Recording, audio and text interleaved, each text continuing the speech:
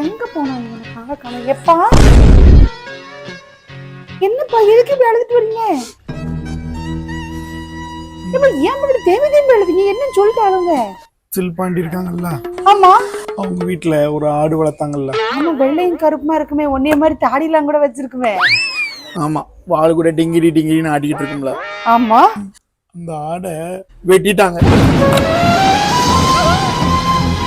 ஏன் வெட்டினாங்க? எதுக்கு வெட்டினாங்க தெரியல. வா போய் கேப்போம், வா. அதத்தான் நான் போய் கேட்க போனேன். கேட்டியா? போய் என்னன்னு கேட்டியா? எதுக்கு வெட்டினாங்கன்னு கேட்டியா? போய் கேட்டதுக்கு தான் இதை கொடுத்தாங்க. என்னது இது அப்படின்னு சொல்லிதான் நானும் திறந்து பார்த்தேன். வெட்டினாட்ட குழம்பு வச்சிருந்தாங்க. சரி சரி, சில்பாண்டி கை பக்குவம் எப்படி இருக்குன்னு சொல்லி ஒரு பீஸ் எடுத்து வாயில போட்டேன். காரம் தாங்க முடியல, கண்ணுல தார தாரையா தண்ணி வந்துட்டு. ஓ, மட்டன் பீஸ வாயில போட்டு காரம் தாங்க முடியாம தான் அழுதுட்டு வந்தேன். அந்த ஆட்டை வெட்டிட்டாங்களேன்னு வருத்தத்துல நீ இன்னும் வரல. ஆன்டிக்கு கைப்போக்கமே சரியில்லை. நீ ஒரு வாட்டி உன் கைப்போக்கத்தை சொல்லி கொடுக்கல, நல்லபடியா வைக்கட்டும். என் கைப்போக்கத்தை நீ பார்த்தது இல்லையே. என் கைப்போக்கத்தை நீ பார்த்தது இல்லையே. இன்னைக்கு டெட் பாடி தான்.